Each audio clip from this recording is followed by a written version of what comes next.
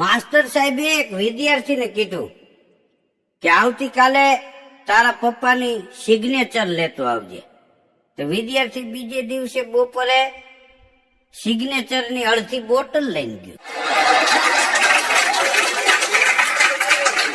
ઈ કે આખી તો નહોતી, મારા બાપુજી નાખી ગયા હતા હાંજે, એટલે અડધી લેતો આવ્યો છું, બીજી જોવે તો કાલ લેતો આવ્યો. ને મારા બાપુજી કેતા હતા કે માસ્ટરે આપણા બરના મળ્યા. સિગ્નેચર એટલે સહી કરીને લઈ આવવાનું કેતો હતો. એક બેન એના પતિને કે આ હું ઘર કામ કરું છું, મારી જગ્યાએ તમે નોકરાણી રાખો તો કેમ પગાર દેવો પડે? તો હું ઘર કામ કરું છું ને તો એનો તમારે મને પગાર આપવો જોઈએ. તો એનો ઘરવાળો કે ચોક્કસ આપવો જ જોઈએ. તો કેટલા રૂપિયા આપશો દર મહિને? તો કે મોંઘવારી સાથે 8,080 રૂપિયા આપીશ, પણ એક શરત છે. કે શું? એ કે સંતોષકારક કામ નહીં થાય તો છૂટા કરી દેવામાં આવશે. એની ઘરવાળી કે ના હું તો મજાક કરતી હતી એને. અને અમુક માણસો તો એટલા બધા કંજૂસ હોય કે દુકાને નાળિયેર લેવા જાય ને તો નાળિયેર ઉપાડીને કાને રાખીને એટલું બધું ખખડાવે કે અંદરથી નાળિયેર બોલે એ કે હું જ સૌ લઈ લેતું. આપણે બીમાર પડ્યા હોય એનો એક્સરે રિપોર્ટ અને 2000ની નોટ, ઈ જેના હાથમાં આવે ને એને ખબર ન પડતી હોય તો એકવાર તો આમ ઊંચા કરીને જોવે, નહીતર એને ખ્યાલ એમાં ન હોય. કોઈ માણસ બીમાર હોય એની ખબર પૂછવા ગમે એ આવ્યો હોય, એને એક્સરે રિપોર્ટમાં કોઈ જાતની ખબર ન પડતી હોય, છતાં ઈ એમ કે ને કે આ એક્સરે પડાવ્યો કે લાવો તો આમ ફેરવી જોવે, કેમ જાણે ઈ ડોક્ટર હોય. 2000ની નોટમાં ડુપ્લિકેટ હોય તો કરણાને ખબર ન પડતી હોય, પણ તોય એકવાર આમ ઊંચી કરીને નોટને જોવે તો ખરા જ. જોવાની માણસની ટેવ છે, પણ હકીકતમાં કે જોવું વિચારીને જોવું. અને હમણાં 2-5 વર્ષથી ઓછા વરસાદ થતા તો લોકો ભેગા મળી અને વાતો કરતા. માણસનું માઇન્ડ કેટલું હોય એ કે આ હળહળ કળજુગ આવી ગયો. આવા ચોમાહા હોય 8-8 દીની એલી મંડાતી, અરે ભાદરવા મહિનાની પૂનમે એલાળું થતું અને નદીઓ ગાંડી તૂર જાતી અમે જોયેલી છે. હવે ઈ કે બહુ વરસાદ નથી પડતા એટલા. તો એક ભાઈ કે આ મોટી ફેક્ટરીઓ થઈ ગઈ, પ્રદૂષણ વધી ગયા, એના હિસાબે વાદળા નથી બંધાતા, એમાં વરસાદ ક્યાંથી થાય? પણ તમે જો 2019ની સાલમાં આ વર્ષે કેવું ચોમાહું જામ્યું. સુંદર જળ સરસે, બાદલ બરસે, નદિયા સ્પર્શે, સાગર છે, તરવરગીરી વર્ષે, લતા લહરશે, નદિયા સ્પર્શે, સાગર છે, દંપતિ દુઃખ દર્શે, સેજ સમરશે, લગત જહર છે દુઃખદારી, કહે રાધે પ્યારી મેં બલહારી, ગોકુળ આવો ગિરધારી જી, ગોકુળ આવો ગિરધારી. બાળે મેઘ ધરતી માથે ખાંગા થયા તો આમાં ક્યાં પ્રદૂષણ નડ્યું? અરે માનવ તણા મનસુબા એ તો બધા ઠીક, ભાષણીઓ લખમણ ભણે મારો ઠાકર કરે ઠીક.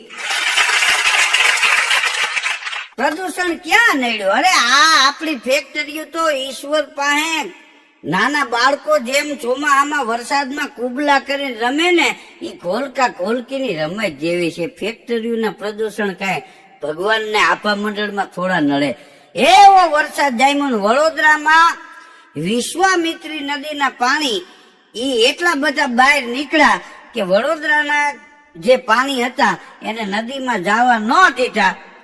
બસ સ્ટોપ પાસે એક ભાઈ ગોઠણ પાણીમાં ઉભો હતો, ત્યારે 3જા માળેથી એક બેને બારી ખોલીને કીધું કે ભાઈ વયા જાઓ, ઘેરે વયા જાઓ, હવે બસ નહીં આવે. એ ભાઈ તમને કહું છું ઘેરે વયા જાઓ, રાહ જોમાં બસ નહીં આવે. તે ઓલો ભાઈ ઉભો કે બેન મને ખબર છે બસ નહીં આવે. શું કામ? કે હું આ બસ ઉપર તો ઉભો છું. તમારે કાંઈ દેવું હોય ત્યાંથી ચા પાણી દોયડેથી લંબાવીને દિયો, બાકી સલાહ દિયો માં. અહીંથી આગળ હાલીને તો રેશન કાર્ડ માંથી નામ નીકળી જાય. એક શેઠની દુકાને જઈ અને દરરોજ એક જ્યોતિષી એમ કેતો કે વાહ શેઠ, તમારી કુંડળીમાં અઢળક ધન છે. તો શેઠ કે ઈ મારા ખાતામાં ક્યારે આવશે? તો જ્યોતિષી કે કઈ એમને થોડું આવે તમારા ખાતામાં, એની વિધિ કરાવવી પડે. તો કે વિધિ કરાવી નાખી. તો કે 14 ને દી તમારે આમ જો, હજી આપણે 8-10 દિવસનો ટાઈમ છે, 14 ને દી આ વિધિ થાય. આમ તો એમાં ખર્ચો થાય હો, કે કેટલો, કે 32-35 હજાર જેવો થાય. તો કે એ વિધિમાં ખર્ચો, કે હા એમાં તમારે હરણવાળી 5ની નોટ જોઈએ. હવે ઈ જ્યોતિષીએ એકબીજાએ સેટલમેન્ટ કર્યું હોય કે હરણવાળી વર્ષો પહેલાની 5ની નોટ એના ને એના ગ્રુપના માણસોએ રાખી હોય, અને 5ની નોટ 5000 માં આપે. હા, એક ચંદન કો જોહે. હવે ચંદન કો અહીં સિટીમાં કોઈને ઘીરે ન હોય, તો સીમમાં ગોતવા ગયા જડે ને ઈ એનો ને એનો માળા હોય કે ફલાણા ગામમાં ફલાણા ઝૂંપડે જાય છે, એમ બધા એ ભાગ રાખેલો. તો એમાં એને વિધિ કરાવવામાં બધી વસ્તુ મગાવી. ત્રાંબાનો એકાનો જોહે, એક કોરી જોહે. કોરી એટલે કાણાવાળી એક પૈ આવતી. હવે એ કોરી અટાણ કોની પાસે હોય? હા, એ બધા એના ને એના માણસો એ તો 35,000 રૂપિયા ઈ થયા. અને પૂજાપો ને ઈ જ્યોતિષી એ જાપ જઈપા એના બધા થઈને 52,000 રૂપિયા થયા. ખાતામાં 42,000 હતા. ઈ ઉપરાંત 10,000 પાડોશીના ઉછીના લઈ આવ્યો અને વિધિ કરી અને જ્યોતિષી વયો ગયો. પછી જ્યોતિષી થોડો એ શેરીમાં નીકળે. શેઠ જ્યોતિષીને ગોતતા હતા. ઈ કે ઓલા જ્યોતિષી અહીંથી નીકળે છે કોણ? કે ઓલા ટોપી વાળા ચાંદલો કર્યો હોય, ધોતિયું પહેર્યું હોય, નો નીકળતા હોય. તો ઈ કે ભાઈ એવા તો અહીં ઘણા નીકળતા હોય. એમાં એક દી ભેગા થઈ ગયા ચોકમાં. જ્યોતિષીને કે આ વિધિ કરી તો 42,000 ઘરના હતા એ વપરાઈ ગયા, અને 10,000 પાળો માંથી ઉછીના લઈ આવીને આપ્યા. આ વિધિ કરાવી, હજી મારા ખાતામાં રૂપિયા તો જમા ન થયા. તો કે એમાં એવું થયું કે જરાક આપણે શ્લોકનો સમય વયો ગયો ને, એમાં ઈ કે ઈ ખાતું જ બંધ થઈ ગયું. એલા કીધું જ્યોતિષી ઉપર ભરોસો રાખોમાં કરે ને કિનકી આસ આસ ભુજબલ ઈશ્વર કી. એક તમારા બાવલાની આશા રાખવી, મહેનત કરવાની, મહેનતની આશા, અને બીજી ઈશ્વરની આશા. એના સિવાય નકામું છે. આપણને હું નડે છે ને એ જ્યોતિષી કરતા આપણને ઘણી ખબર હોય. 9 ગ્રહ નથી નડતા ને એટલા આપણા 18 ગ્રહ નડે છે. ઈ વિચારમાં ઈ માણસ પાગલ થઈ ગયો. આમ તો પાગલની વાત આવી છે એટલે એક વાત પાગલની પણ કરી દઉં કે પાગલખાનામાં 2 પાગલ એક દી વાતો કરતા હતા. એ કે હાલ નહીં કે આજે રાતે જે આપણો ચોકીદાર છે ને એને ક્લોરોફોર્મ ઊંઘાડી અને ઈ બેભાન થઈ જાય એટલે આપણે નીકળી જાય, નહીતર આમાંથી છૂટા નહીં કરે. રાતના બરોબર 12-12:30 વાગ્યા છે.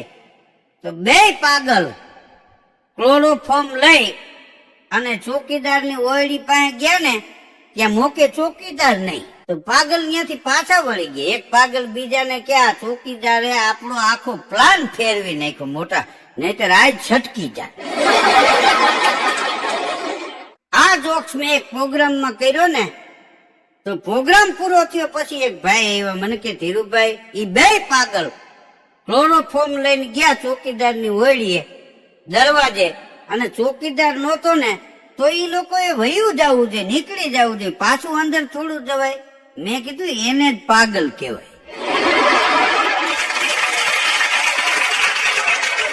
એક છોકરો સાયકલ લઈ અને સાયકલ વાળાની દુકાને ગયો. ઈ કે મેં આ સાયકલ 8 મહિના પહેલા તમારી દુકાનેથી ખરીદી છે બરાબર? તો કે હા. એ વખતે તમે કીધેલું કે 1 વર્ષની ગેરંટી, જે કાંઈ તૂટી જાય એ હું નાખી દઈશ. તો દુકાન વાળો કે બરોબર છે. મેં કીધું છે શું તૂટી ગયું છે? છોકરો કે 3 દાંત તૂટી ગયા છે, પેન્ટ તૂટી ગયું, શર્ટ તૂટી ગયો. તો ઓલો કે ભાઈ ઈ કઈ અમે નો નાખી દે. દાંત નાખવા ડોક્ટર પાસે જવું પડે, કપડા નાખવા દરજી પાસે જવું પડે. એક બાપા દવાખાને ગયા. ડોક્ટર સાહેબ કે બોલો બાપા. તો કે ગઈ રાતે એવી ટાઈટ ચડી એની વાત જવા દો, આખી રાત ટાઈટ રહી છે. તો ડોક્ટર કે આમ દાંત કચકચી જાય એવી ટાઈટ લાગી. તો બાપા કે ભાઈ દાંત તો એ કે ડાબલીમાં ટેબલ ઉપર પડ્યા હતા ને હું શેતી ઉપર પડ્યો. હવે ઈ કચકચ્યા હોય કે નહીં ઈ સાહેબ મને ખબર નથી, બાકી હું હલબલી ગયો એ ફાઇનલ વાત. સવારમાં એક ભાઈ પિત્તળનો લોટો લઈને આમ બજારમાં નીકળ્યો તો સ્વચ્છતા અભિયાન વાળા ઉભા હતા. એને હાથ કર્યો, હે ભાઈ જાહેરમાં શૌચક્રિયા નહીં કરવાની. ઓલો કે ભાઈ એવું નથી, આ પ્લાસ્ટિક બંધ કર્યું ને લોટો લઈને દૂધ લેવા જાઉં. આ દૂધ હું મારી ટોપીમાં ભરી આવું. હા, એક ભાઈ દારૂમાં ધોમ થઈ ગયેલા, ચકચૂર થઈ ગયેલા, ફૂલ નશામાં. એમાં પોલીસ વાળો ત્યાંથી નીકળ્યો કે ભાઈ કે હવે ઘેરે વયો જાને ભાઈ, અડધી રાત થઈ કે ભલે તું પી ગયો કઈ નથી કરવું, ઘેરે જા. તો કે સાહેબ અટાણે આખું સિટી મારી સામે ભમતું હોય, ચક્કર ચક્કર ચક્કર ચક્કર ફરતું હોય એમ મને લાગે છે. હમણાં મારું ઘર ફરતું ફરતું આવે એટલે હું ડેલીમાં જ ઘરી જવાનો.